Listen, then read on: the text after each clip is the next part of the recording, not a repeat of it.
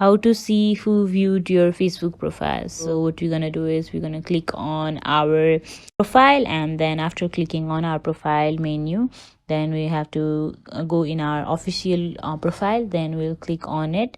And after clicking on it, we can like now see that we have reached on our official profile, and then we will get to see three dots right on the side of add to story and edit profile. Then we'll click on it, and after scrolling a bit, we'll get to see turn on professional mode, and we'll click on it. And we will, after clicking on it, we have to again click on and it to make sure and turn it on.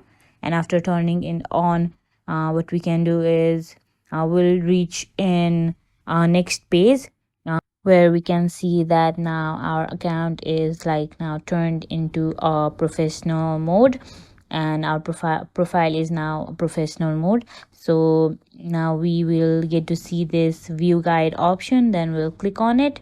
And here we can see insights, and we'll click on insights.